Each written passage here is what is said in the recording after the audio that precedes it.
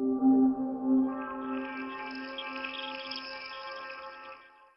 evening. This is John Gormley, Men's Human Rights Ireland, and Paul Carr, talking to you tonight with David Walsh about the issue of women's studies in Irish universities. We have a number of issues which we would like to discuss with David. Hello, David. Hello, John. How's it going? How you doing? Very well. Good. Excellent stuff.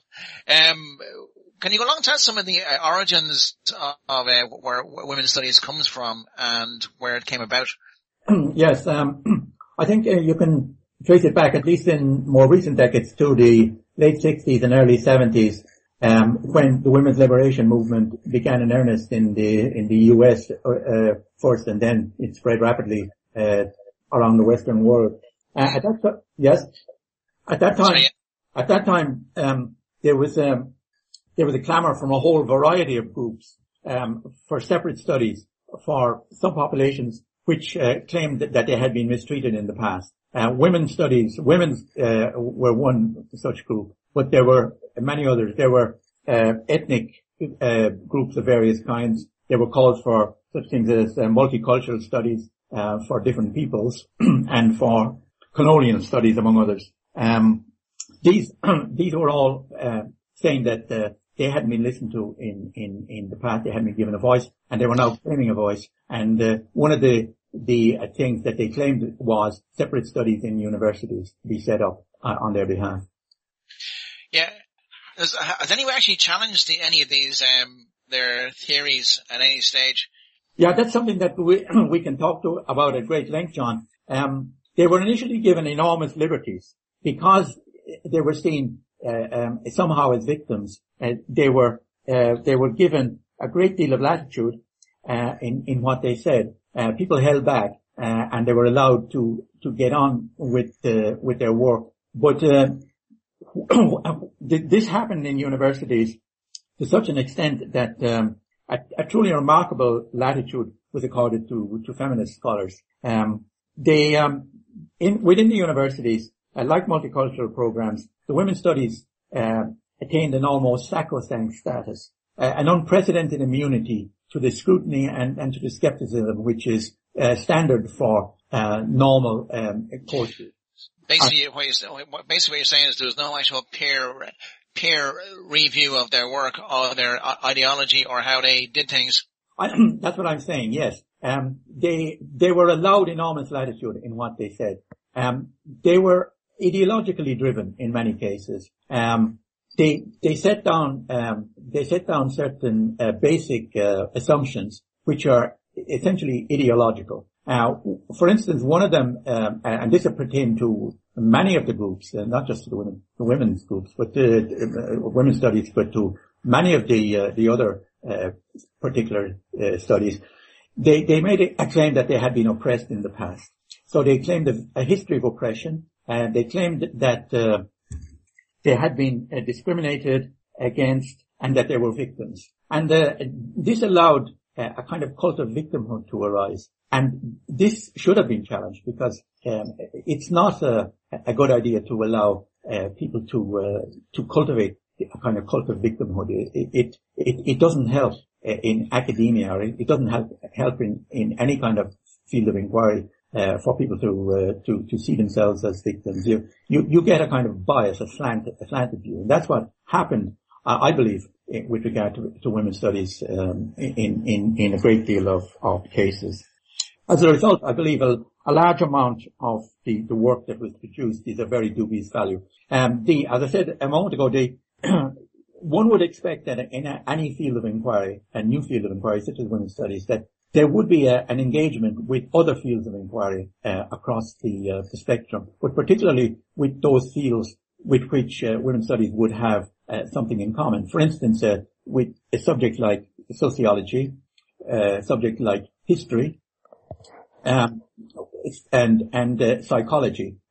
These and of course philosophy, because women's studies claimed to develop its own methods of investigation. It claimed to develop actually its own ways of knowing, which is quite extraordinary. So it claimed that it had ways of knowing which were not had not been shared with the with the population at large, with the community at large, and so it developed its own methods of investigation and its own ways of knowing, which were often at variance with the commonly accepted theories in other areas. But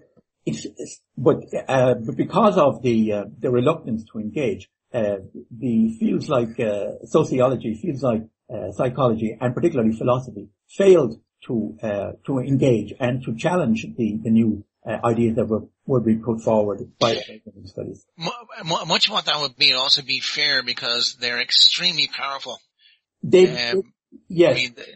I mean, basically, we know from Aaron Pezzi how dangerous these people are. They will stop at nothing to get their ideology through. Yes, you see, yes, this is, I think in retrospect, this is what happened.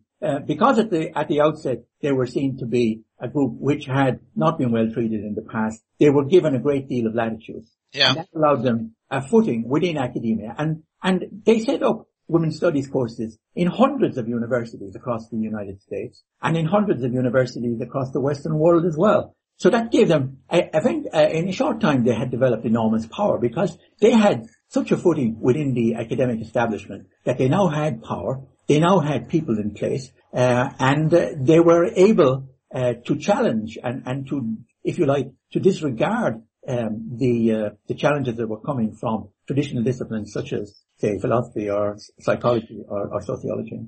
Yeah. And I'm just reading I read your article, David, in Men's Human Rights Ireland, and it's a great article.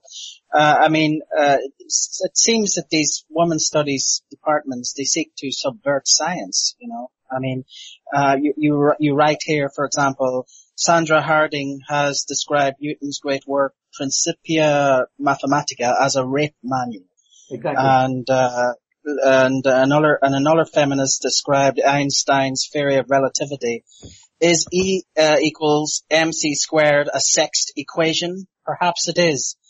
Let us make the hypothesis that it is, insofar as it privileges the speed of light over other speeds that are vitally necessary to us, and so on. It's really shocking the amount of license they grant themselves to to subvert all the known sciences. Exactly. And they continue to be funded by the governments directly or indirectly. Taxpayers. That is correct. That is correct. In regard to science, you're right.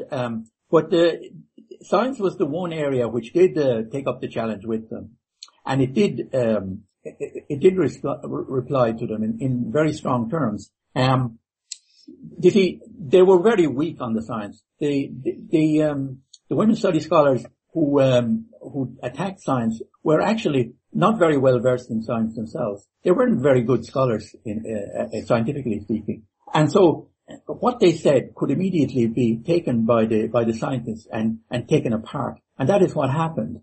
For instance, there is a famous hoax called the Sokol hoax. I don't know whether you've heard of it, but this happened back in the 1990s. There was something called the science wars broke out. The multicultural studies and postmodernism, allied with women's studies, made attacks on science. Women's studies wasn't the only discipline that did. Postmodernism also attacked science, and a famous because at that time in 1994, this famous book was produced by Gross and Levitt, Paul Gross and Norman Levitt, produced a book called Higher Superstition, in which they claimed that much of what was being said about science by such groups as women's studies was actually superstitious. It was indistinguishable for superstition. It was nonsense. And they wrote this powerful response, and they took apart half a dozen of women's studies scientists, including Sandra Harding was one, and Luce Irigaray was another, and there was another woman, Anne Fausto Sterling was another one who had written about biology. She was actually a scientist herself. But they systematically took these criticisms, and they actually tore them apart, and they showed up how ridiculous they were, that there was no substance to the criticisms at all. Now, when that book was published in 1994, it created a stir.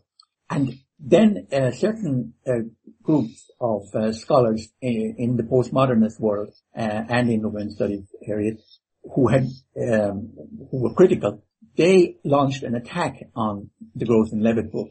And in the course of the debate that followed, a real scientist named Alan Sokal, who was a physicist at New York University, he wrote an article which he sent to a text, which was to a journal which was called Social Text, and it was one of the prime text social journals in postmodernism, which was attacking science. And Sokal knew the jargon, and he framed this article, which appeared to be genuine, and which, in a sense, sided with the postmodernists.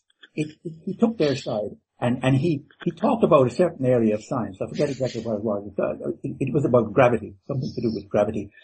And he took their side, and they published this stuff. And 3 weeks later, Sokal revealed that this was a load of nonsense. Very, very common. One of the other things that we came across in our travels was that a video a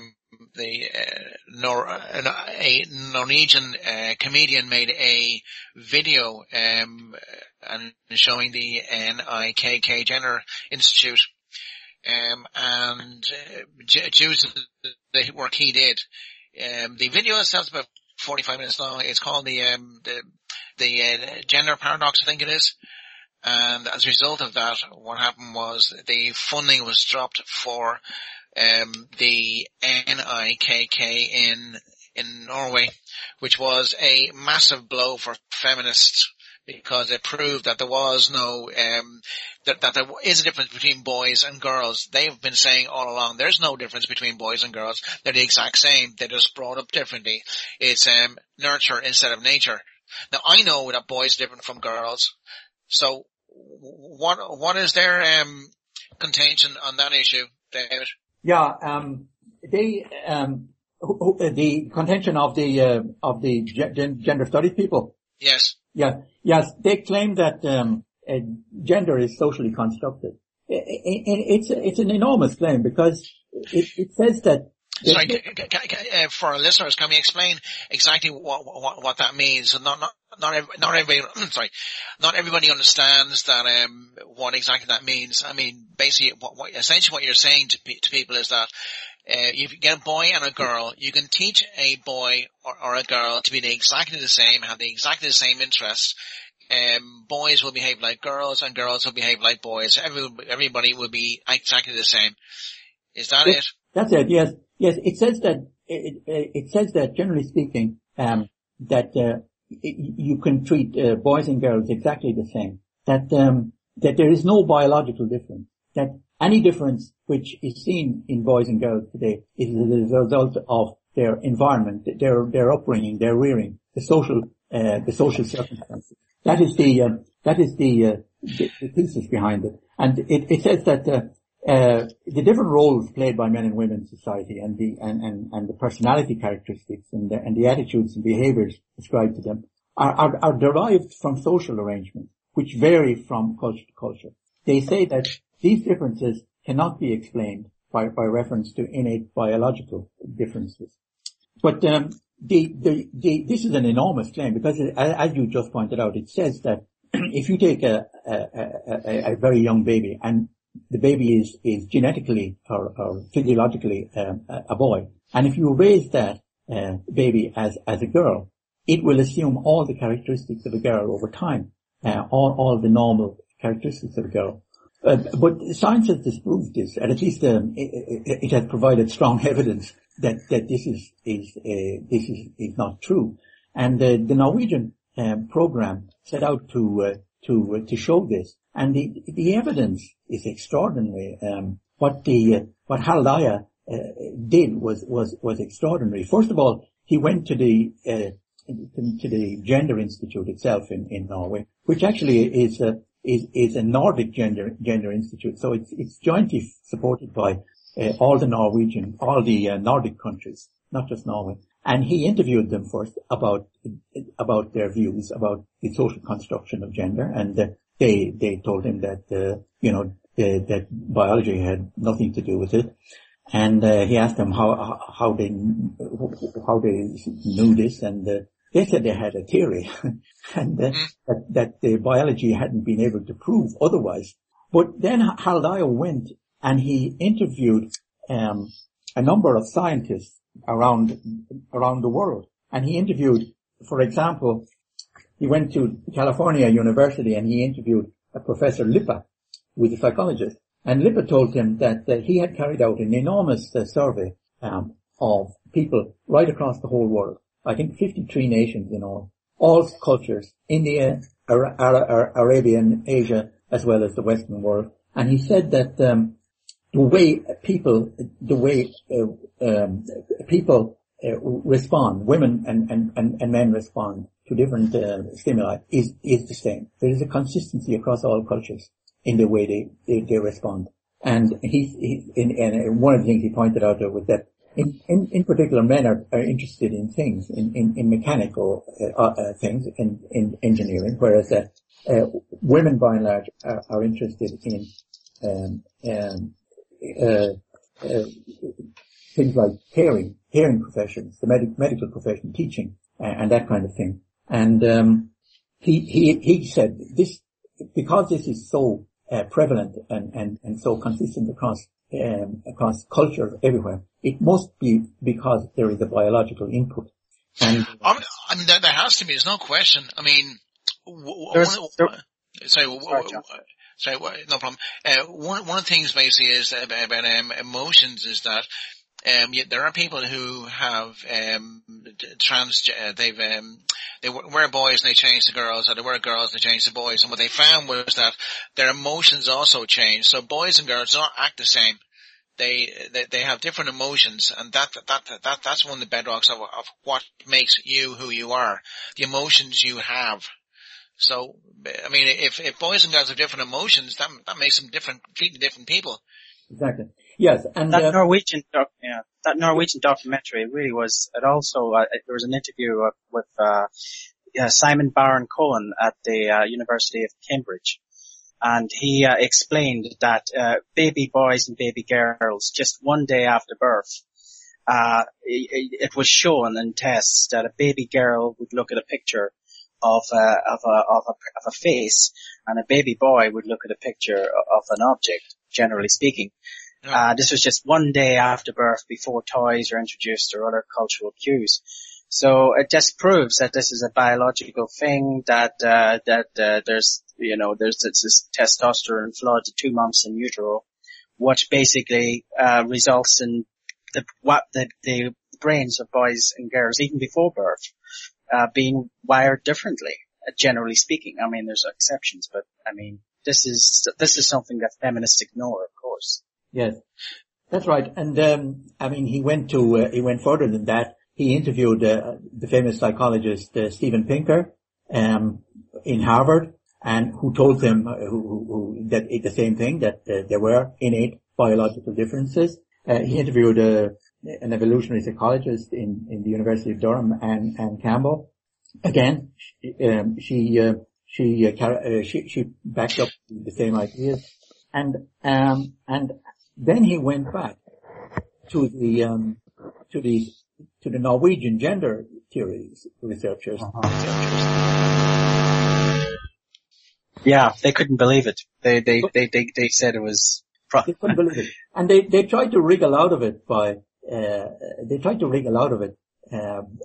saying unbelievable things they asked. One of them asked the question, "Why are you interested in biology?" I mean, it's quite extraordinary. So they were simply unable to respond. They had no evidence of their own to support what they were saying, whereas the empirical scientists were able to provide evidence for their theory that biology had a greater input into gender than the environment, than the social upbringing. I would like to raise a further matter about that. We know that the gender theory of the social construction theory of gender has made enormous inroads into all state agencies, not only in this country, but across the Western world. And this kind of stuff is believed by people in the health services, in teaching and in other areas. And it's doing enormous damage. That this kind of stuff is still being taken to be sacrosanct. And one of the questions that I was going to ask tonight was, does anybody know if the fact that the abolition of the Gender Institute in Norway, has that had any consequences for other gender institutes around the world? No idea. I'm sure it has in one respect, in that people are looking a bit more closely at it. But feminists have tremendous power all across our society, and in government, and in charities all across the world, including the UN, the EU, and the World Health Organization. So one small part of their organization getting stamped on, it's not going to affect them over much. But if we keep doing that, it will hurt them. It'll hurt them a lot. Can we move on to the patriarchy theory here? This is the one where it says society is made by men to benefit men. Yes.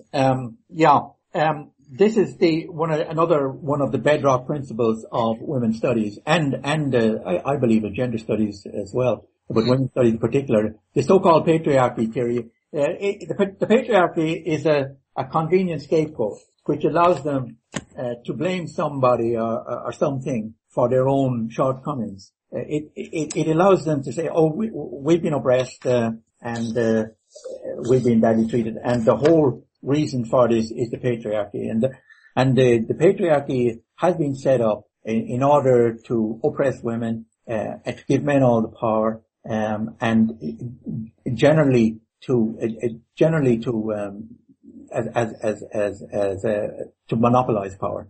But the question about the evidence for the patriarchy is rather harder to find. You might, if you went back into the 19th century, find some evidence. But in the last 50 years, I think it would be very hard pressed to find evidence for the patriarchy. I mean, since the women's liberation movement in the early 70s, the laws governing employment and so on have been changed. Labor and so on have been changed throughout the Western world in order to bring about equality. So you have equality in all areas applying at the present time. And in fact, women have done extremely well under these new laws. I mean, they're 60% of the graduates in universities are now women.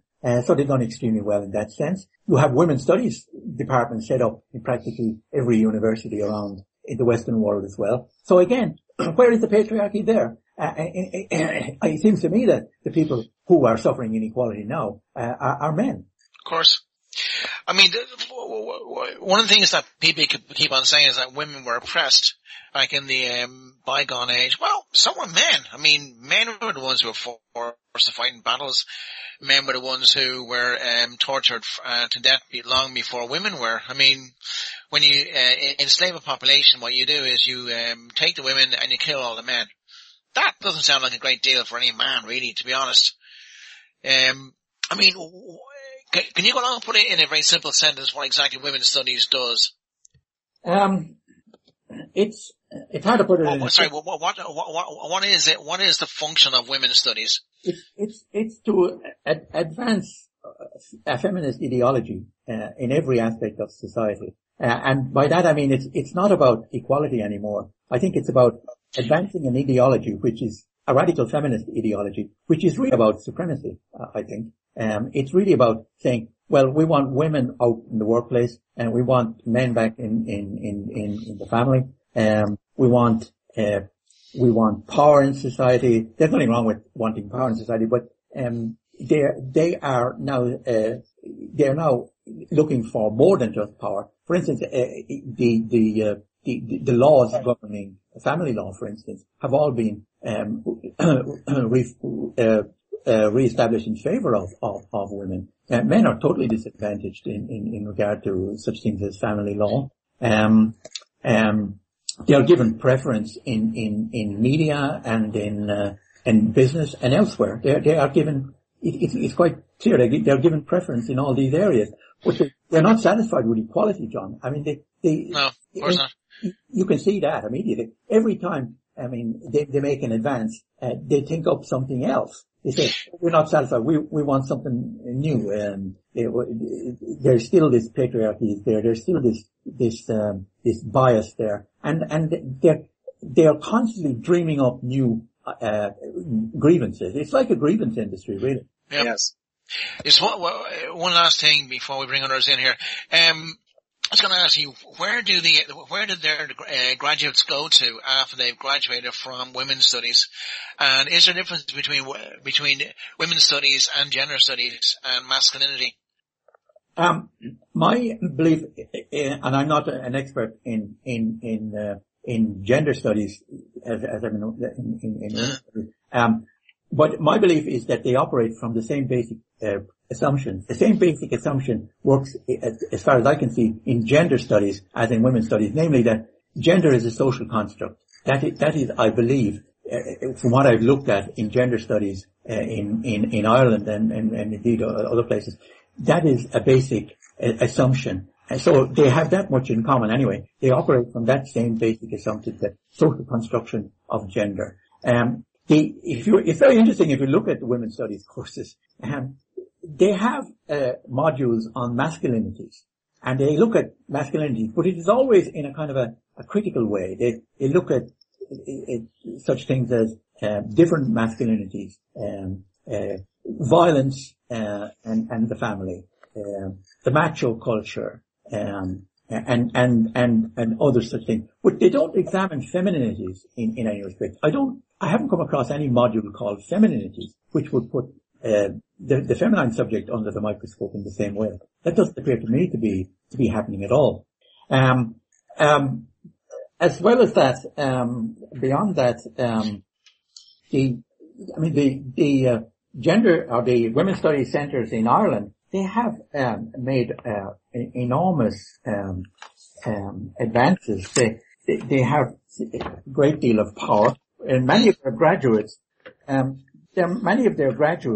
First of all, many of their it's openly political, for instance, for Western. That's not something we haven't pointed out completely explicitly so far. The women's studies objectives are openly political. They claim, and they say it openly, we want to change society in favor of women. And the kind of courses that the women's studies courses run are, they have modules which include sexual and domestic violence, abortion rights and the law, women in politics, women in the workplace, and such things as sex trafficking and prostitution. All things which women consider as part of the next program, which they are going to use to wheedle money out of government to keep them in business over the next 10, 20 years. Many of their graduates go on to teach at master's and PhD level in academia.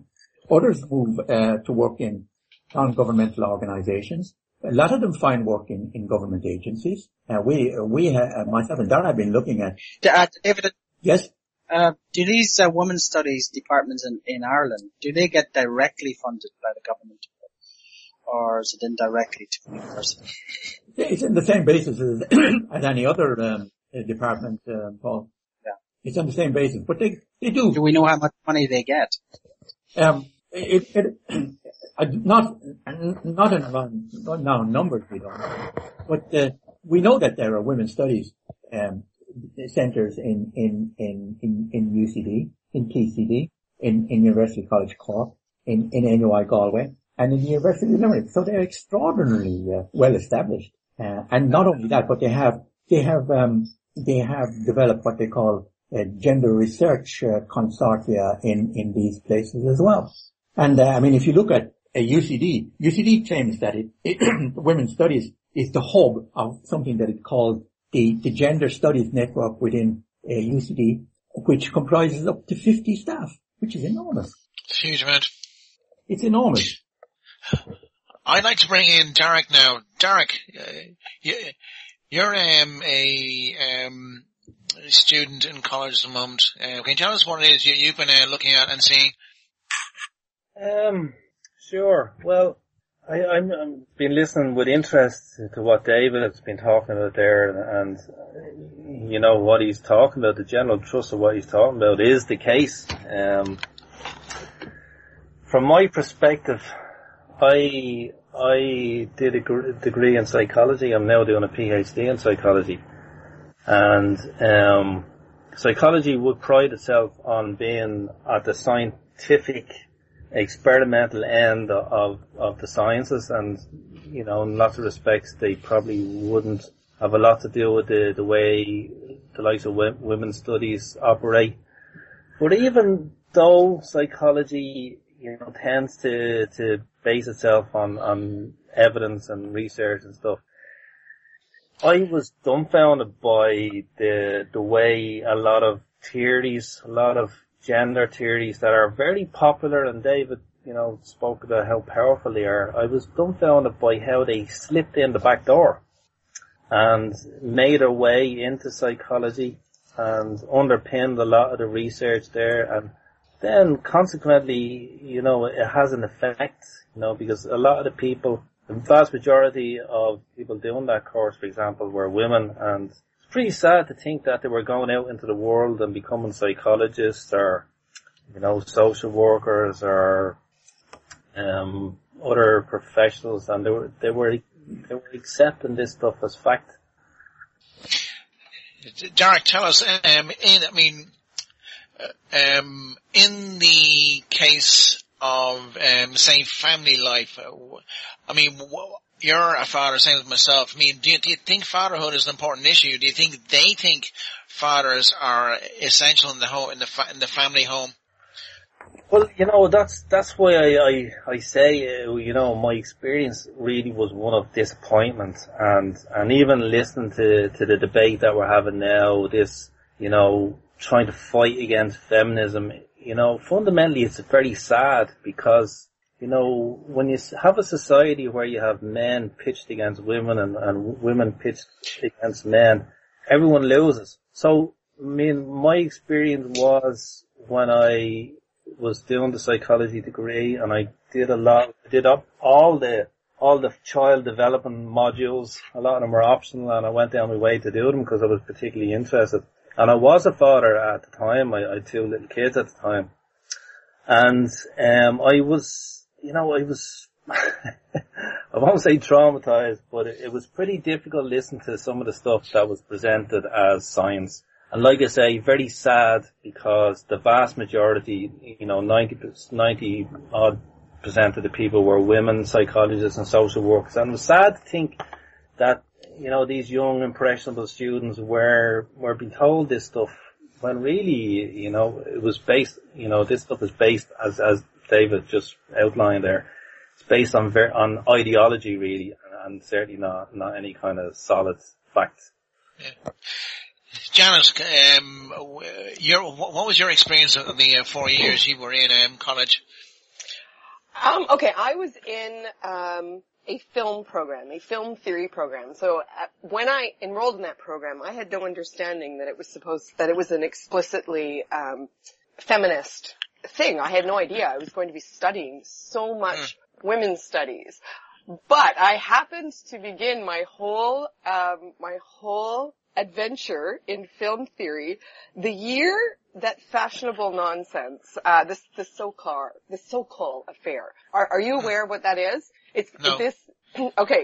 A physics professor, just to prove what a bunch of wanker bullshit these gender studies people were writing, he wrote a paper in which he claimed that quantum gravity was a social and linguistic construct. And it had some like really long, fancy, ridiculous name, right? Transgressing the boundaries of gravity. And he created this big argument that he could scientifically prove that quantum gravity existed because we had words for it. And he submitted it to one of the best journals out there, Social Text. And they published it. They don't even know what their own bullshit means. So I was beginning my studies when the whole postmodern feminist theory world just kind of exploded. And not only was I being introduced to these traditional texts, but I also had a chance to see, like, the craziness of this POMO bullshit.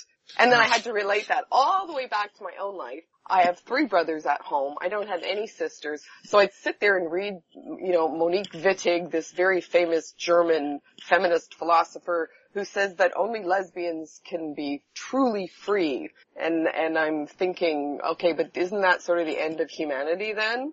I mean, let's assume everyone wants to be free and all the women are going to be lesbians. Well, here we have P.D. James, the end of men, right? Mm-hmm. However, much like the student you're talking to, I really didn't dare say very much. You don't speak openly against feminists if you expect to pass a course. Like the silencing was in full effect when I was at university, just at the last part of the 1990s. Happens all the way. Rachel, what was your experience of college? Oh gosh. Well, I'm actually filling in for Allison, but I did take a sociology class. I did eventually go into graphic design, thing like that, and I did run into, of course, some art school feminists, but when I was in tech school, trying to go to a proper university before I switched over to a trade school, I did take sociology, and there were a lot of weird things that were being said that I really just didn't question at the time, because in my school system, they didn't really teach critical thinking, not in the way that they really should, so I really didn't question a lot of it until later on. And I remember, the teacher was constantly talking about things like, Eurocentrism or the inherent disadvantage of women, and people based upon race and gender and things like that, and I simply didn't think about it, but I remember there were other people in the class who were just so offended, and they're like, did you hear what he was saying? And I'm like, I don't know. And I just really didn't think about it at the time until later on, looking back at this all. And really, one of the things that is happening right now is that the way that social sciences are being studied, the way that these studies are being published is really problematic, because a lot of times these studies are not being replicated. These experiments are not being replicated, so they get published, and then nobody fact checks. Nobody goes back and says, well, can we replicate this? Did somebody interpret these results a certain way that you could only get that result from that one person? They don't ask these questions, and now it's actually coming forth. I remember there was, I think, a recent thing where they tried to go back and replicate some of the more famous studies in psychology, and they found that a good portion of them could not be replicated. Yeah. And it's a really big problem overall, and there's a lot of people who have had a lot of negative experiences with gender studies because of the way it's being taught and the people who are teaching it. You cannot separate women's studies from feminism. They are very much one and the same, and they are using that as their soapbox to push their ideology onto young, impressionable young people. And it's disgusting at what they're doing. Thank you. Dave, sorry, Paul. No, I'm just reading that Janet mentioned the Sokol affair. It's really shocking what people fall for, isn't it? I mean, you just write some gobbledygook in an intellectual journal, for an intellectual journal, and it gets published. It's extraordinary. It's just brainwashing. These feminist women's studies courses are just brainwashing. But I think we do need gender studies courses, actually. In the sense that Warren Farrell talks about gender transition movement.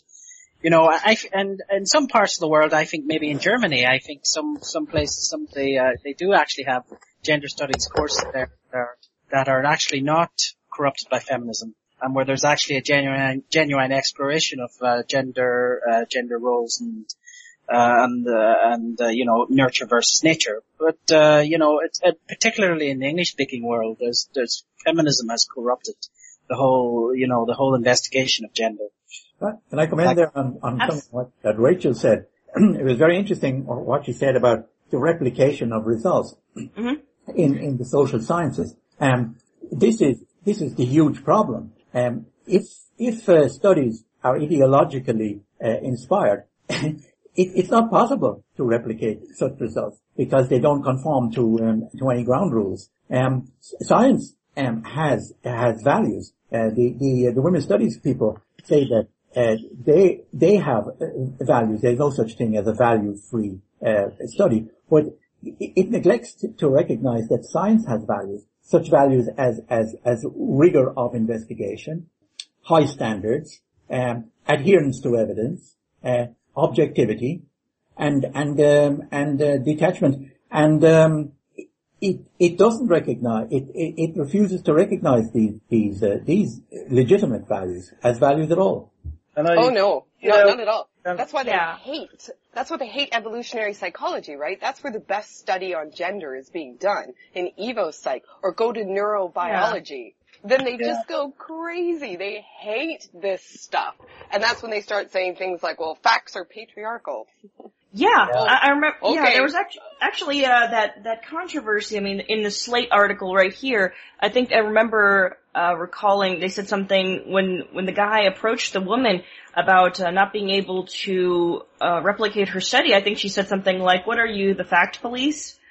And it was just that sort of thing, and it was ridiculous, that she could take it in such a way as to be offensive when they could not replicate her study. I mean, when in science, the whole thing is you're trying to remove your bias, you're trying to investigate a claim, you're trying to make a theory, you test these things, and you follow the scientific method down the line, and then if it sticks, if it works, then you publish it, then it becomes fact. And they don't understand that in certain branches of social science, they simply do not care. And that's how you found the people in that documentary, the gender equality paradox. I think that was what it was called. In the larger documentary series being Brainwash. That's how you found these people who simply couldn't, think that it was possibly biology, because they have their studies backing their claims, which of course cannot be replicated. They don't check, the biological aspect of any of this at all. It doesn't strike them to look into that at all. I remember oh, I can hear myself. But I remember looking at a study someone was telling me to look at that was backing their claim, and I won't mention the study in particular, but they were trying to find empirical evidence of a specific thing, and I'm like, isn't that backwards? Aren't you supposed to look at the data and then see what happens instead of trying to prove your theory to begin with? I mean, that's your first mistake in conducting this experiment. You're not trying to prove your claim. You're trying to look at the data and then see if it matches. Exactly. And one of the things that women's studies has been accused of, and this is by a woman academic herself, Mary Lefkowitz. She said that feminist theories is guaranteed to find male bias in every civilization and in every period of time. That's mainly because they look through a feminist lens. It's women are victims, men are oppressors. That's the only thing they see. I mean, even the men that go through those things, even the men that go through those things come out with this warped illusion of what exactly gender is, and some of the worst feminists in my mind are the men who come out of those courses. I mean, I've seen some of them, they're absolutely crazy. Michael Kimmel, for example, I can't name any others, I don't know what many, but good Lord. I mean, what sort of nonsense? He's one of the feminists who took apart the ERSI report of 2005 regarding domestic abuse. David, do you have anything about what it is they talk about in domestic abuse in gender studies, in women's studies, excuse me? I don't have anything specific to say on that aspect, but I would like to hark back to something that we were talking about earlier, but which we didn't emphasize sufficiently, and that was the very dangerous aspect of this social construction of gender argument, which was brought out in the Norwegian video by Haldaya, and he instanced what happens when they treated babies which were of indeterminate gender, babies which were born of indeterminate gender. They seemingly had both male and female genitalia. And back in those earlier years, they were working according to the theory, again, the same theory, gender constructive theory, that if you were to eliminate the male genitalia, say, and raise the baby as a girl, then that child would turn into a girl.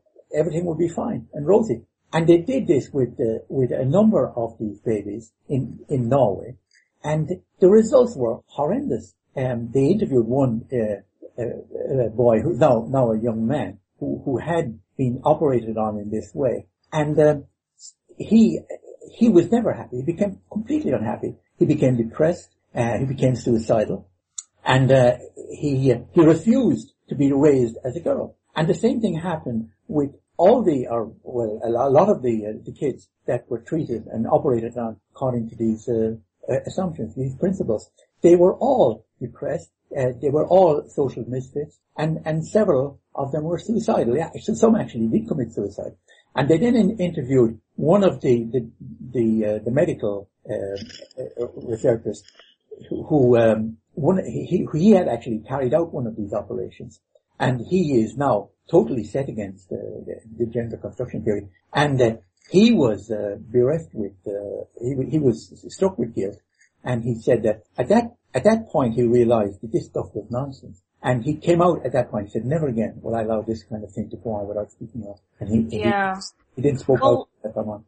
Well, you know where that comes from. It's the theory of gender neutrality from Dr. John Money, and there was actually a notable case of that of David Reimer, who there was a set of twins, David Reimer and his brother, and his penis was burnt off in a botched circumcision. So they sent him to Dr. Money, and Dr. Money suggested, okay, if my theory is correct, we can just, give him a sex change. Yeah, and raise him as a girl, but you look at all of the information from when he was even, 4, 5, 6 years old. It was very obvious that he was not a girl, that he wasn't accepting his sex change, but he published the findings as a success, as the experiment as a success, but around, I think, the age of 13, he decided he was going to live as a boy when they finally, he was very depressed, he was suicidal, and they had a choice. They're like, okay, we either tell him the truth,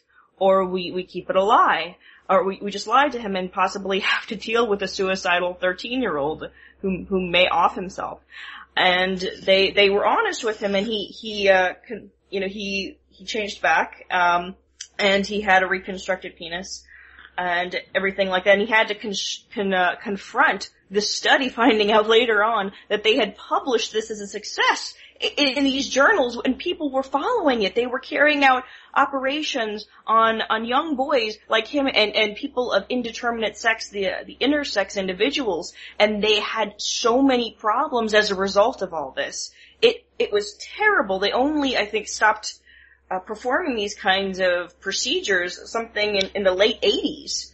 So this happened for a very long time, and they didn't correct it because they didn't bother to try and replicate or really look closer. They just were relying on that specific study, which was a complete failure. And, it's very important to realize at the state that David Reimer committed suicide. That young guy, he did. Not only did he commit suicide, so did his twin brother. Yes. And we done that was on our introduction to psychology course, in the first year in psychology. And what I couldn't believe was the way that was dismissed. It was just a one-liner, that he eventually ended up taking his own life. But then it was said that was nothing to do with his operation, that was to do with some relationship difficulties he was having later on in his life. So, that's why I started off saying that, it is, all this is very sad. These, ideas of social construction of gender and this social engineering that goes along with it has a real human cost. At the end of the day, it has a traumatic cost on a lot of people.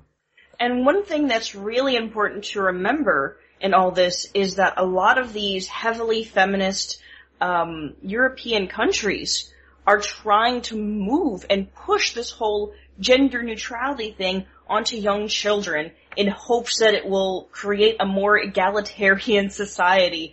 And we're going to see the fallout from that. Absolutely. Within 10 years. It's never going to work. And it's going to be bad. Because these people are just so ignorant and will not admit it. They won't admit when they're wrong. Even when it's staring at them in the face. Well, you see, that's unfortunately, and I know Dave has a lot of trouble with social science, but that is the nature of social science. People are wedded to their particular theories. Their theories act like a foundation to their building, that they build on top of these particular theories like feminism and the social construction of gender and patriarchy and these big theories. And their whole careers are built like a building on counting that foundation is solid. So they are not going to admit, even when their constructions, whatever they're doing is falling apart at the seams, they will not, they'll fight tooth and nail to hang on to those fundamental theories that underpin their whole careers. I do have to give them props though. It's dangerous, but you do have to give feminists props for being creative with it. I mean, transgender people, they get a lot of flack in the feminist community, especially male to female. But transgender people show that gender is not a social construct. It's not. How can you be born knowing what gender you are? You can't. It challenges them. So what they did instead was create like 50 different genders, right? They just created this entire rainbow of genders, including like being a unicorn or whatever you like. You can identify as anything you like. That's kind of creative, but it makes me really angry that they did that. I had an argument on the Amazing Atheists channel with a feminist where I was saying that when you do that, when you turn gender into something that you can simply choose from a rainbow of perspectives, what you're doing is foreclosing the possibility, a very real possibility, of seeing transgender people as seriously ill. Sick is often misinterpreted as mentally sick. I don't mean that. I mean, their chromosomes aren't functioning the way they're supposed to function. These people have an illness very similar to any other illness, and they deserve compassion and treatment. They don't deserve being made into a joke for the simple purpose of supporting an ideology that's just rotten to its core. They're actually using ill people to try and support this bullshit. Yeah. The fact is that the inroads that are being made by the social constructionists are still being continued. I mean, I think Rachel referred a moment ago about European countries continuing this kind of stuff. Sweden is one country which is continuing these crazy experiments in social engineering. Apparently, I heard of a pilot school has been set up in Sweden. It's called Egalia. And it sets out to raise boys and girls in exactly the same way. There are no longer games which are specifically for boys, and no longer games which are specifically for girls. Rough and tumble play for boys is ruled out, because it's seen somehow as being violent. Yeah. But in reality, rough and tumble play, it not only takes place among males in the human species, but across the whole range of species in the animal kingdom. And it has a social function. It serves a function. It's not harmful, and it benefits males in their growing up. And Dave, at the same time that they're trying to wean young boys away from rough and tumble play and stuff like that, they're trying to encourage women to play sport and to engage in that very rough and tumble play. Like it's absolutely crazy. I mean, the amount of encouragement young girls now get to play rugby and GAA and stuff like that is phenomenal. We're all supposed to be cheerleading, that isn't it great to see these young women getting involved in these sports. And at the same time, as you rightly say, a lot of the little innuendos in a lot of social science research and theory, suggests that football, contact sports are synonymous or can be a precursor to violence against women and stuff like that. Like it's It's just crazy stuff. Just make it up as I go along. I was listening to the radio tonight to Today FM, a competitor, and they were talking about, I don't know what the guy's name was, but he was talking about Islamic schools in Ireland and how he wants, the government to make special allowances for them. One of the things he wants is to have male teachers for male students and female teachers for female students. But listen, I don't know who the TD was, but she said that the Irish government now has a rule that they will not have any single-sex schools. I say single-sex schools are not being made anymore.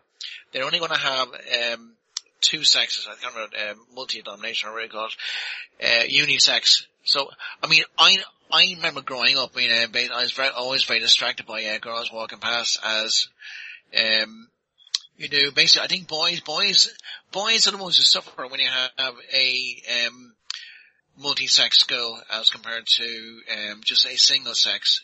Girls don't suffer as much. They don't seem to be distracted by boys half as much as boys are distracted by girls.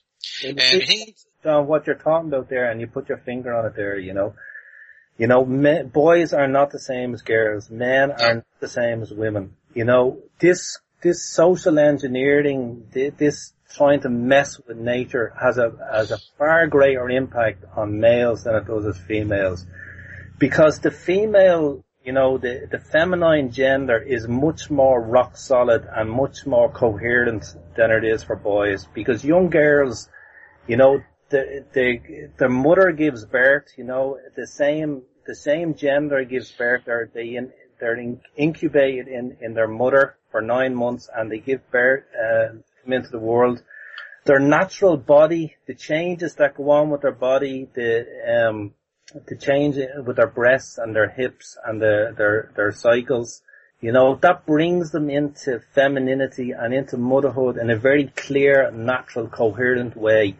Boys do not have that luxury. You know, boys have to make some kind of a break with, you know, they're born incubated into the mother, you know, the opposite gender.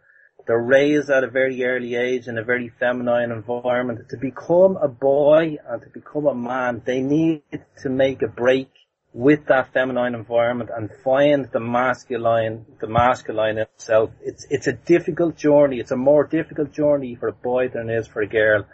And this is why this insecurity that's happened now, this confusion, this whole idea you can be anything you want, you know, you can be a woman if you want, you can be anything. It has a much more profound effect on the psychology of males than it does for girls. And that's what feeds into so much pain that a lot of boys, you know, the suicide rates, 5 boys for every 1 girl that, you know, commit suicide. This is what underpins it.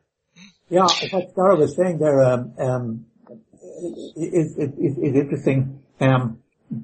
This was referred to also by, I think it was Steven Pinker in those interviews, when he referred to the fact that because of hormonal differences, because of the male testosterone hormone, boys are slower to develop language skills than girls, and they're also slower to develop social development skills. And this could create problems in multi-sex schools where you have two together. The boys are slower to mature into adults than the girls. So the girls are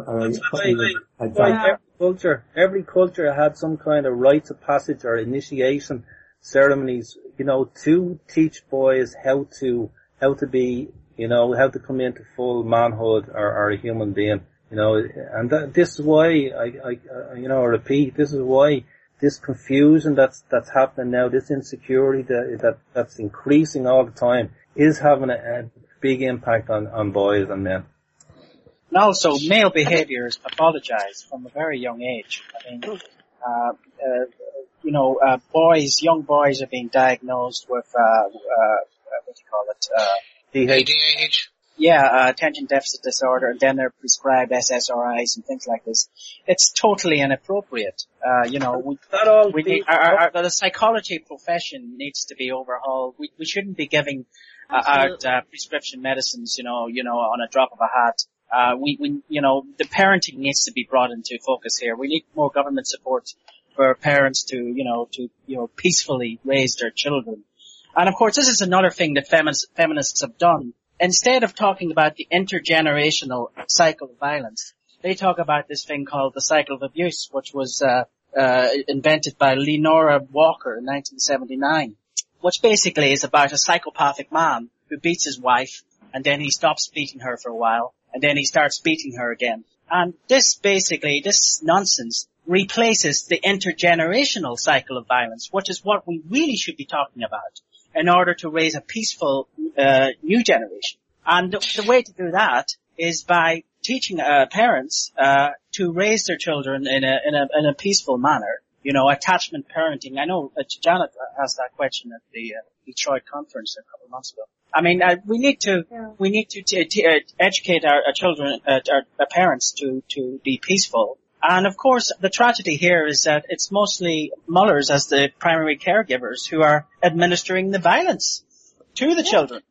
And that's something that feminists whitewash altogether. One thing that really isn't helping, one thing that really is not helping is the anger. The anger that these gender studies classes, these women's studies classes are placing onto women, to young women, and then they carry that into motherhood along with them. There's that anger towards men because they're being told that men are the cause of all of their problems and the cause of most of the world's problems, that it's always white, heterosexual men that are the cause of everything. So they have this anger that carries into everything that they do.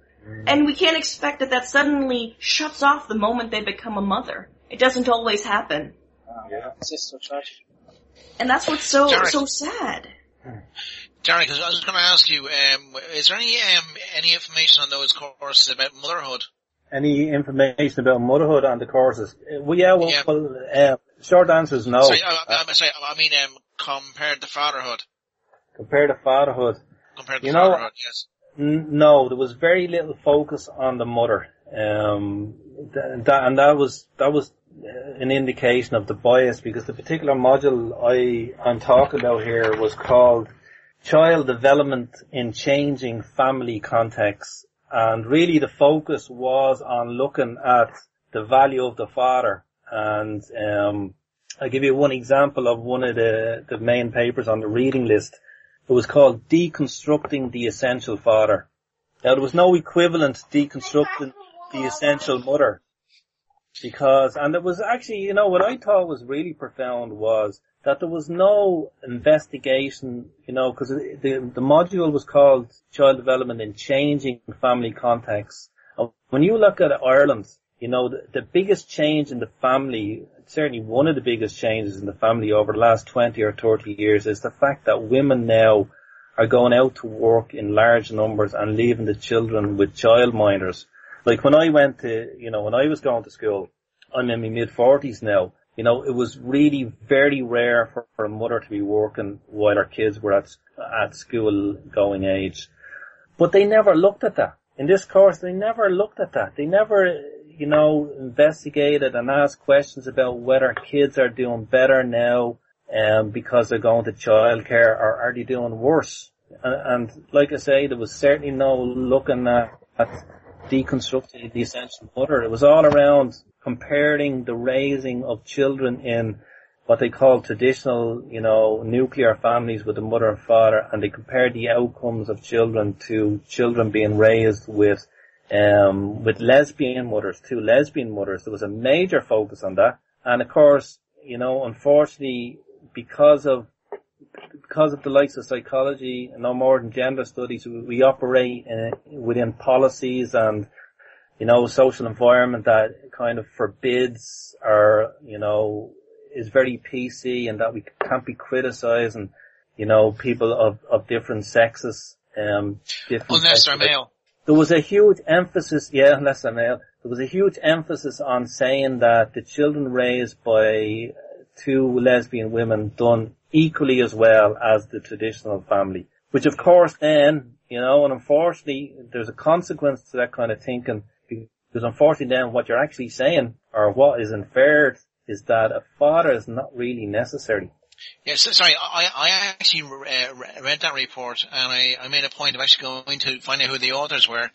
Both of them are just feminists. I mean, the only training they have is gender studies, that sort of thing. It's not it's no actual science behind it. It's basically, we have the ideology, we know what we're talking about, we know what result we want, we're going to ask the questions to make sure we get those results. That is what, where they get these things from. Janet, you want to say something there? I did.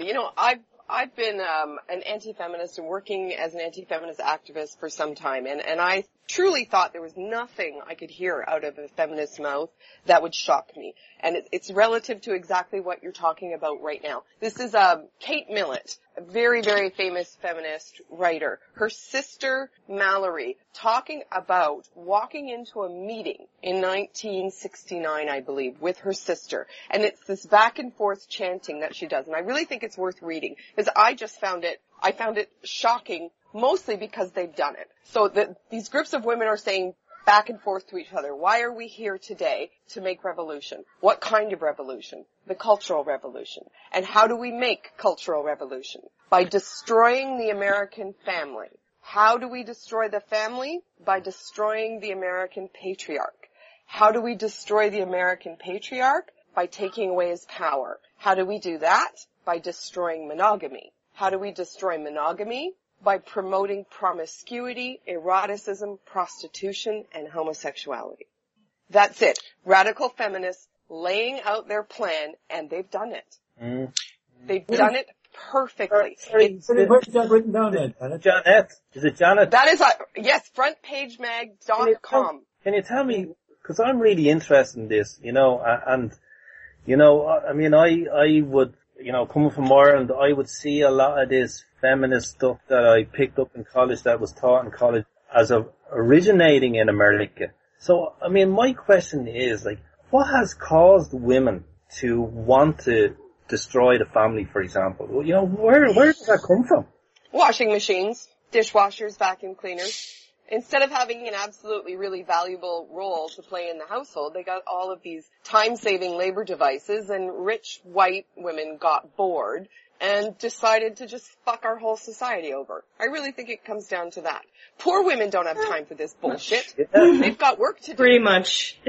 This stuff doesn't come from Irish women, I'd be pretty sure of that, and this is why it's particularly sad to feel that, we're supposed to be an independent country, we were under oppression for 800 years, and yet we're getting bombarded with this stuff from the US and from the UK, and it is having a real effect on this country. So you reckon it's just purely down to too much time on their hands? Too much time on their hands, honestly. Well, if we really want to talk about the effect of feminism on things like motherhood, we need only look at some of the things, the daughter of Alice Walker, who talks about her mother, her mother, Alice Walker, who wrote books like The Color Purple, things like that, was incredibly neglectful to her daughter, and treated her more like a chore, something as a hindrance, as she suffered having a daughter rather than celebrating it. And treated her more like, well, you're just someone who's here now, and didn't really nurture her or raise her. She practically raised herself. So, it was incredibly dysfunctional. And I'm pretty sure that she's not the only person who was raised by one of these rabid feminists and had problems later on, had problems growing up because of this mentality towards motherhood being sort of a burden rather than something to be embraced. And that's the thing. They see almost motherhood as being something tying them down, a burden. And I'm pretty sure that's, you could probably look and find that in all of these homes, and I really feel bad for these kids. Yeah. I recall hearing reading something from a radical feminist online, and she wrote that because she'd found out that her son was looking at pornography, that she'd wished that she had aborted him, basically, because she felt that he was going to be a future rapist, 100%, and that there was nothing that she could possibly do to fend him off. So, of course, the internet wasn't really happy about this. They tried to alert this poor guy that, listen, your mom is writing about how she wishes you were dead because you like porn. Well, I ask Rachel and maybe Janet as well. Has anybody looked at the careers of these famous radical feminists, the people like Kate Millett, Catherine McKinnon, Dworkin, and others, and just examine just how dysfunctional their lives actually were? Oh my God, they're all just so fucked up. Half of them have like serious mental illnesses. They've been diagnosed. I love the ones like Germaine Greer, who is all rah, rah, rah, babies suck, let's drown them all, everyone have an abortion. This big cheerleader feminist who hits 50 and finally has her first experience of holding a baby. And guess what? She emptied her bank accounts trying to have a baby. And I'm so glad karma came back to bite her in the ass so hard. Think of how many women she encouraged into the exact same terrible fate. Oh, I'm so glad IVF did not work and it cost her every penny. Good, you fucking bitch, you deserve it. Sorry, I don't like her. No, they really are. And you look at people like, I was, trying to think, the writer of the Scum Manifesto, Valerie Solanas. She was a schizophrenic, and she was, there are anecdotes about her believing that the government had planted a tracking device in her uterus at some point. She actually tried to carve it out with a fork by stabbing herself. Yeah, absolutely. She did things like that, and people don't ever talk about that. And this is one of the people that they hold up as being a feminist icon. But these are very mentally ill women. You should not be looking up to them. It's very obvious that these people are delusional, and that instead of getting help, people just encourage them to be victims instead of getting better. It's disgusting, and that's the dangerous part of this cult of victimhood that I've been talking about, is these people need to be in therapy. They, I don't always say that medication is for everybody, but some of these people need to be medicated. They need to be handling their problems, but this is what they're doing instead of getting help. It is very frightening. I'd like to bring we plan to go to bring the issue of suicide up next week. I hope a few of you will come back for that. Darach, was the issue of suicide, male suicide, ever brought up in the courses you did? No. Short answer, no. No. It's very strange. I mean, like, you think it's the most obvious one that a lot. I mean, like, if you have at least 5 men to every woman kill themselves, then that'll be one of the more obvious things for them to be studying and to be trying to understand. I don't understand why they would not be doing something like that. David. We know that it's not seen as a gendered issue. Right. You know? Okay. Because it's negatively affects men more than women. It's not seen as a gendered issue, whereas everything else that's negatively affects women more than men is absolutely shrouded in gender discourse, you know. So this is you get radical feminists here who say that the reason men commit suicide is because of toxic masculinity, that it's actually your own fault. Yeah, and that's where the analysis ends. Well, you know, men are mean and stupid and cruel, and of course when they turn that against themselves, they shoot you and they shoot themselves in the head. I mean, it's a really gross kind of callousness. The whole idea of masculinity being on its own toxic it's ridiculous. Instead of accepting that there are different kinds of men and that there are different kinds of women and that there are some people in this world who just do terrible things, who are perhaps sociopaths, they want to sit there and blame an entire gender for the misdeeds, the sins of a few people. And it's absolutely ridiculous that they do this, that this is taught in colleges as being fact. I think the other thing really is that I think Darach brought up earlier on is that most of the actual violence that happens comes from the previous generation, where a mother and father, for example, with the case of domestic abuse, a mother and father will beat each other. What happens is then the children will do the same thing. When they get married, they'll be doing the same thing to their spouse, and possibly if their spouse has also suffered the same upbringing, then they will also be involved with the violence. I assume that's not discussed anywhere in any gender studies or women's studies classes. No. Oh God, no. I mean, It's very unlikely. behind every violent man is a mom who beat the shit out of him.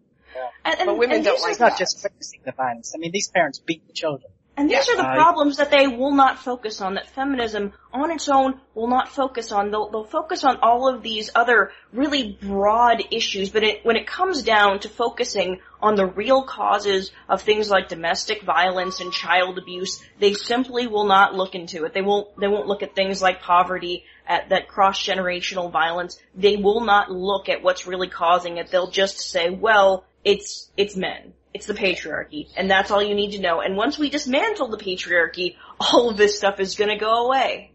It's so simplistic. It's ridiculous. And once we get rid of gravity, we'll all be able to fly. Yeah, great.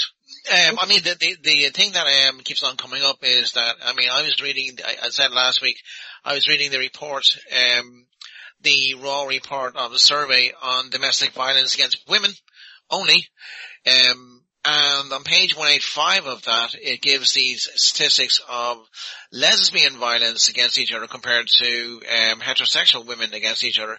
And if for a woman in a lesbian relationship, she has 48% chance of being either a victim in the past or a victim now, than 21% in the case of women in heterosexual relationships.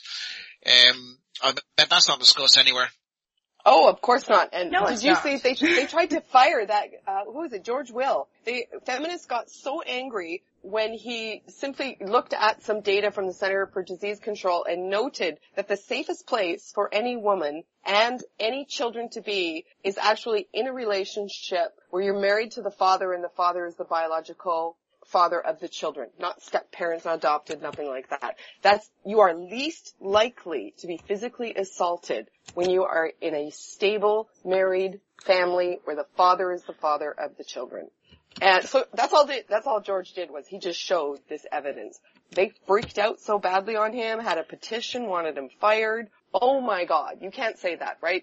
They literally oppose truth when it doesn't meet.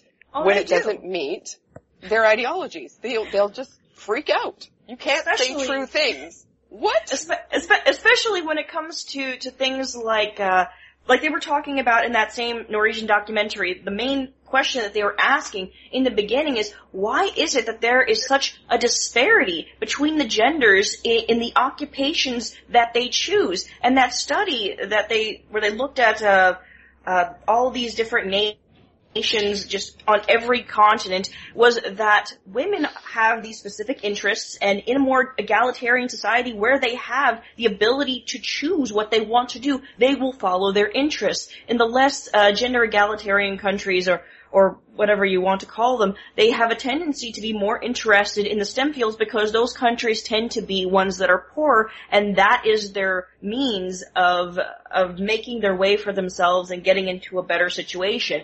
These tech fields will give them more money as a result, and so men and women go into STEM fields for very different reasons, and that's why they have a problem getting women into these STEM fields, and that's why there is such a disparity in these different fields. But these ideologues, they want to say that the reason why women are not going into these fields is because of discrimination.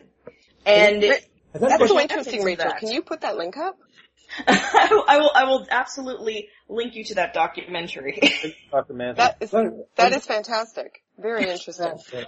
Rachel and Janet. Have any women's studies departments been shut down in the US in recent years? And secondly, have any politicians actually questioned the validity of the courses being given and stood up to the feminists? Can you repeat that? I didn't hear the beginning part of the question. Yeah, the first part of it was, have any women's studies departments been closed down in any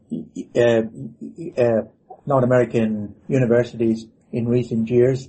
Not that I know of. Oh Not my that I gosh, know of. no. They are getting more and more and more powerful, if anything. Oh yeah. And you can't question them. I mean, if you want to look at the recent situations in, I think it was the University of Toronto, and I think it was Queen's University, where they had those protests of Janice Fiamengo, and I think there was another protest of Dr. Warren Farrell. They've become such a cult of victimhood, and they've involved it to some extent, I think, also with, I think there was a Marxist group on campus that started a lot of these protests, and they were trying to remove people who were going to talk about men's issues and gender studies, through bullying tactics. And the fact that they could do that and not face any kind of repercussions is very, very telling. They're not going to hold these people accountable. They can pull fire alarms, they can break the law, they can destroy public property, and nobody is going to hold them accountable. Nobody's going to arrest them. They can do that. Yes. It's Yes, and another thing that came out in the course of that Norwegian study was that certain areas of study in biology, for instance, are not state funded. If it will be seen that they may challenge certain feminist theories.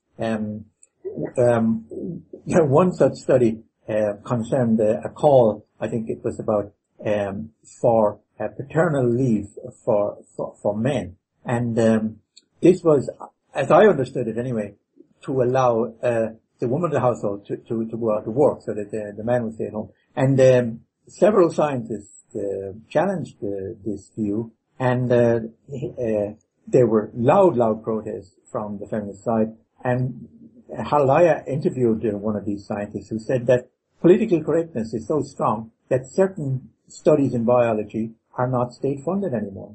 You will not get state funding if it could be seen that what you are aiming for, or what you might be doing, might actually turn out to harm the theories of these gender studies, gender people. Basically, what you're saying is that if you're not towing the party line, then you're not going to get your funding. That's right. Yeah. It's quite staggering how much power feminists have. I mean, in our government, I sent an email to a senator asking her why it is that she is not trying to get funding for men's shelters, and she said she'd respond to me, but I've heard nothing back since. Same applies to another TD I sent an email to regarding the same question, promised to get back to me, but nothing. I mean, our attempts to talk to the Minister for Equality have led to nothing. We've been told that our concerns are not really, they're not really relevant. So we'll keep on battling one way or the other. Rachel, how did you get involved with the Honey Badgers again? Well, I started out blogging on Tumblr, and one of the things is that they were asking for help for their blog, things like that, some extra help, and I sent them an email with samples of my writing and a bit of a sample of my artwork, as I have a background in graphic design. And so I started doing some work for them, and then I slowly started to do more research for them and things like that. And then I started writing show notes, and they're like, could you host the show sometimes? And I'm like, okay, sure. Sure. But I really did start doing a lot of research beforehand. I got involved, talking about men's issues and, just general egalitarian kinds of things, and that's really what happened. And I think it actually comes from, the research bit is that I originally wanted to be a scientist. But certain things happen in life, and I wasn't able to pursue that like I wanted. I didn't have the credits that I needed. So then I ended up having to go step into the humanities. So I got to see all these crazy people in action. So, and while I was there, I did take a course in critical thinking, and ever since then, I've just been looking at things from a different perspective and looking at things more critically, and just.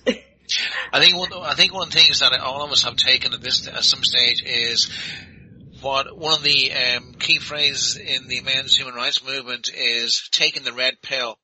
It's based on the Matrix movie where Neo is offered two pills. One is a blue pill, which tomorrow morning everything will be exactly the same as it was the day before. And you take the red pill. Now, I think I took the red pill a long, long time ago. I always knew something wasn't quite right with our society. But the more I hear about gender studies and the more I hear about how badly men are treated, the more I realize that people like us are needed. Thank you all for being here. It's been great. Anything else anyone would like to say about No, I'd like to ask before we go, I'd like to ask a question that occurred to me when we were discussing domestic violence earlier, and somebody brought up the name of Michael Kimmel. Now, Michael Kimmel was brought over to this country back about 12 years ago in order essentially to advise the ESRI about domestic violence. In other words, the Social Research Institute was advising the government here about domestic violence. Now, Kimmel is a very influential writer and commentator as far as I know. And I haven't read a whole lot about him recently, but he has made an impact. And I would like to ask if anybody knows of anybody who has challenged Kimmel's views in great detail and has actually shown that his views are wrong or overturned them. I've heard he has been challenged to a debate, but he has refused every challenge that has come his way. He'll only speak to feminists in the echo chambers. That's my understanding. Yeah, I'm not overly familiar with him at all. I couldn't. Me neither. Answer to that. Yeah. It's been really great being on here. Yeah, sorry. Can I just, I want to ask Janet. Janet was saying that transgender identity is an illness. But I read here that France has basically decategorized this as an illness in 2010. I wanted to ask, is the American Psychological Association, does it categorize transgender identity as an illness? It's a gender dysphoria disorder. So I would say yes. And the thing is that they might have changed it in the recent one. I'm hoping not, because it really does appear to be.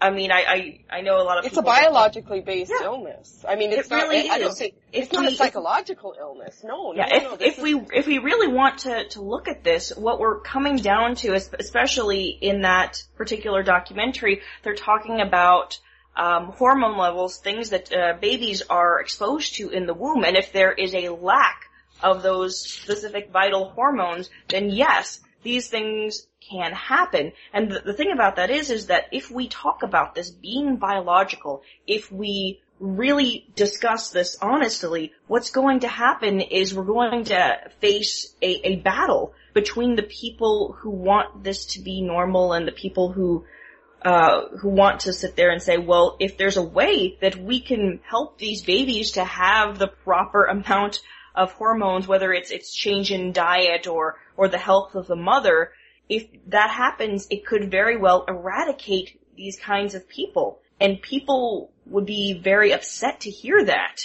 And there's going to be a massive battle over that if people are really honest that this is a biological problem. It's still going to be an ideological battle, though, because the same sort of argument rages with deaf and blind people who have a very unique way of understanding the world. And the idea is that if you can fix deafness with like cochlear implants in childhood, should you do it? So the same debate rages, but I don't think there's an ideology tied up in that. And the transgender one is very, very precious to feminism. If we go right back to the beginning of this conversation where this basic idea is that gender is socially constructed. Yeah. It's something that you perform. It's not something that you instinctively, intuitively know, or that you are biologically compelled to express. They're like, no, it's all just a performance. It's all a construct. Transgender people prove, literally, that not only is that not true, but that most of them feel deeply suicidally sick at having the wrong genitals when they know they are a different gender. And basically what feminism is trying to do is make all of us sick.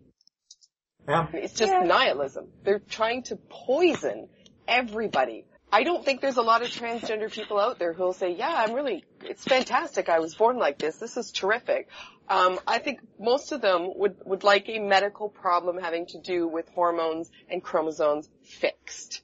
Yeah. And feminists do not want to see that happen because it shuts down their very basic argument that suicide is a real problem with the transgender individuals. They are far more likely than normal to, I think even more than your average heterosexual man to commit suicide. I could be wrong on this one. And the thing about it is that it doesn't go down after they have reassignment surgery. There is still a good portion of them that it actually goes up, I believe. If I'm not mistaken, that they still commit suicide. So even getting reassignment surgery is not correcting the issues that they're having mentally that lead to suicide. I'm not really sure why that is. And I think when we talk about this thing like gender being a social construct, it's a distraction from really these hard-hitting problems, and that's why feminism is so, it has such a problem. It can't solve these really important issues because they're asking the wrong questions. They're not asking the right questions. They stop asking questions. And these are really important questions. These are really important problems that need to be solved, and they're not doing a good job of it. One of the things is that men's brains and women's brains are different. They're not the same. We have different ways of talking, different ways of communicating. We have different ways of feeling things. Women have much better memories than men have because they have their emotions are tuned in. Women are much more emotional than men are. So that's one of the reasons why if you can attach an emotion to an event, you remember it forever. Men don't do that because we, genuinely speaking, just don't care most of the time. So we feel differently. We are differently. We're not the same. I completely agree. You can see that as soon as you have children, that boys come out a certain way, girls come out another way. They're babies. They're 2 days old. They can't possibly be influenced by gender and society. And actually, Natalie, live science. It was this woman studying little rhesus monkeys, I believe. And the rhesus monkey mums and dads, they didn't care what the babies played with. Like, there was no social influence over what babies played with. The girl monkeys liked the dolls and the boy monkeys liked the trucks. And the more either estrogen or testosterone you can detect in infants, the more likely that newborn is to follow either a truck, an object, or a doll or a human face. I mean, to think that in any way a 2-day-old baby has been socialized into gender, it's just ridiculous. But again, feminists hate science, right? That's part of evolutionary psychology, which is just bullshit. You can't oppress them with facts. That's just the patriarchy, and it's not allowed. To come in there for a moment, I was asking the question earlier about the parallels between women's studies and gender studies. And I talked a good bit about women's studies and its ideological assumptions, but I wasn't all that clear about gender studies. My feeling is that gender studies makes the same assumptions as women's studies, namely that it believes in the social construction of gender. Absolutely. That's just an attempt to avoid Title IX, the Title IX provisions that women have long used against men to get rid of men's programs and to shut down men's sports and basically to punish men. they switched the name of women's studies to gender studies, but that's the only thing that changed. Nothing else has changed. Yeah. Right, and as well as that, but we've talked a lot about the social construction of gender. But in fact, the theories from both women's studies, gender studies, is that almost everything is socially constructed. Not only gender, but knowledge, as we know it, is socially constructed. Gravity is socially constructed. E equals MC squared. Science is socially constructed. Even logic apparently and reason are socially constructed. I mean, it's mind-boggling. It's breathtaking what they actually say. It is.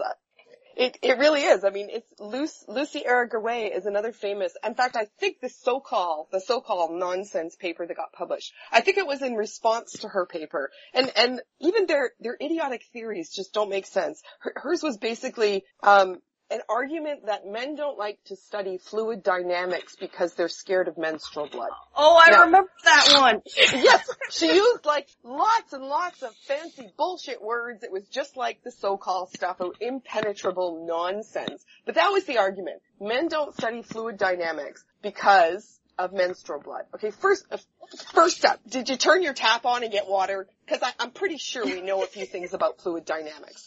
Have you flown anywhere in an airplane or driven a car? And secondly, I mean, what's more phallic than a giant tube spurting liquids?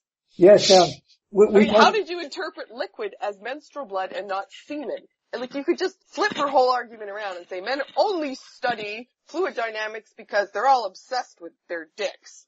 That's right, Janet. Lucy Irigaray, we referred to her earlier in connection with Einstein's theory. She had to go at Einstein's theory about E equals MC squared earlier, saying it was a sexed equation, if you don't mind. But, because it privileges the speed of light. That's correct, yeah. It's the patriarchy's fault sound travels slower. Exactly.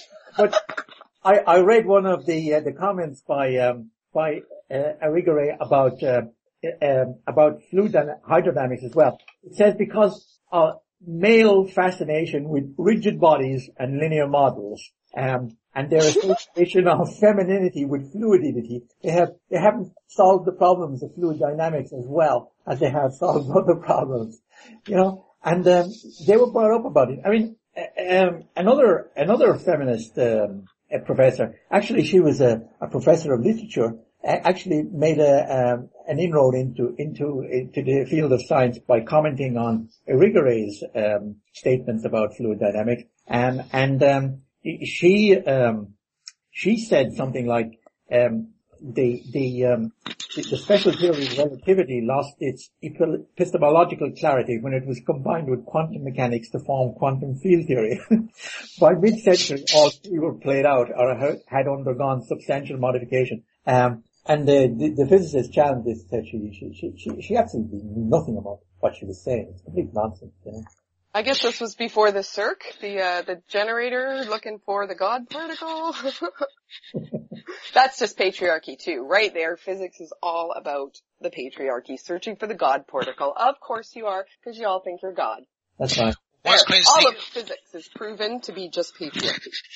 But Janet, these feminists will still use the discoveries and the inventions of science to advance their own cause. They will fly in aircraft. They will use modern means of communications. They will use computers to spread their heresies, and they will think nothing about it. And they will use medical science when it is to their advantage to do so. Those things don't involve physics. I would actually love to see a city made up from people who go to gender studies courses and see what it turns out like. Well, that's what Camille Paglia said, right? If women ran the world, we'd all be living in grass huts. I don't completely agree with her, but I know what she means. What's the greatest thing you've heard from a gender studies course or a women's studies course, or from a feminist team? We've a few minutes left here. We've got 13 minutes left. Okay, my favorite story was standing in class, listening to a presentation from a feminist who really thought she understood science and could unpack the patriarchy and oppression of science. And she was presenting a paper in which she suggested that the virgin birth, this was combined, it was like women in ancient religions. This was the course. So her presentation was that the virgin birth of Jesus could actually be explained by science using the idea of parthenogenesis, which occasionally happens in plants and frogs and stuff like that, but not in humans. And what that is that a woman self-fertilizes. Her body produces the sperm to create the egg, or the egg combines, I don't know. She becomes pregnant on her own when her eggs begin the process of splitting without the contribution of sperm. Okay, so this is her theory in women's studies class. She's got this all figured out, that the virgin birth is a result of parthenogenesis. And she's 5 minutes into it, and I'm like, wait, so are you saying Jesus was a woman? Because he'd have to be, right? Yeah, that's the only... He would have to be a woman if it's your own genetic material. And she started to cry. She was she had a beautiful 30-minute presentation, and I couldn't wait till the end. I was a total bitch. And I made her cry, and I laughed, and laughed, and laughed. Because you're just dumb. You're just dumb. But that to me is just typical women's studies majors. They're so blinded by ideology and bile, and they've been trained so hard into believing that men are the problem. Men are always the problem. All their problems can be blamed on men. It's never their own responsibility. They don't have any agency. That is what women's studies trains women to believe, that basically you're useless, you're helpless, and you can blame someone else for all of your problems. That's all of women's studies boiled down into one little quick. You could hand that out on an index card and give them their degree, but it takes 4 years to get them to truly, truly swallow it, and then another couple months to learn how to make a latte. We are actually considering compiling a list of quotes on our website of all the crazy things that comes from feminists. So if anyone out there is listening to us at the moment, to me, and you have some crazy quote from a feminist, or even some video footage, whatever, send it in to us at info@menshumanrightsIreland.org. We'd love to publish them. Obviously, we'll verify that they're true, first of all. Next week's show, we're going to have it about suicide, which affects every single person that I know. Every single man growing up has more than a 5 to 1 chance of killing himself compared to a woman. We think that this is a major, major issue, and we believe that the sooner that this thing is dealt with, the better. Before we go, can we go along and have some thoughts on this next week? If any, Rachel, Darach, Janet, Paul, David, if you'd like to come along again next week, please do so. Do you have any thoughts on the subject before we go? Suicide? Suicide. Yeah, it really is a big problem, and I really think that they need to have a reform, within within psychology, or just the way we approach this, especially within boys, because I think that men probably have different reasons in comparison to women for why they commit suicide. So that means that we need to treat them in different ways. I really do think that maybe that could really help this, because I remember I did have problems with suicide when I was younger, and I was suicidal, and I did receive treatment, and I really think that that's one of the reasons I got involved in all of this, because it's just that I at the time I didn't really see a future for myself at all. I didn't really see anything. And that's a really big problem in all this, is that these people need to see that there is something for them later on, that there's some things that they cannot even imagine for themselves right now. And the best thing that they can have right now is that support. There needs to be that support system in place, and I honestly think that as it stands, there's not a lot that some therapists can even do for some people, because they don't have those support systems in place, and you can't just give it to somebody when it doesn't exist. Rachel, sorry, Rachel, moving on, Janet, please talk. Yeah, I was going to say, Rachel, I'm just going to very respectfully disagree with you that what we need are support services and treatment. The epidemic of male suicide is directly related to the wholesale destruction of men's role in the family, stripping them of their children, stripping them of the meaning they get out of their life from being fathers, from being providers. I think once you have taken that away from a man, it doesn't matter what support you put in place for him. You've basically destroyed a key part of himself. I would highly recommend that you put up on your website a video by Terrence Popp called Purple Heart's Final Beat. It should have a trigger warning, even though I think trigger warnings are kind of bullshit. It is the depiction of a military suicide, and it is extremely emotionally powerful. But I think I'm beginning to think that this is just a key part of what feminists want. They want to destroy the family. They don't care if you kill yourselves. They really don't. They don't give a shit if you kill yourselves. They probably cheer. Radical feminism and the destruction of the family it's what we have. That is the problem. Well, absolutely. But what I'm saying is, it was actually Terrence Popp who told me that one of the things that would have helped him when he was dealing with his problems was a support system, and that had gone away. Right. What would have helped more is not being denied custody, denied the right to see his children.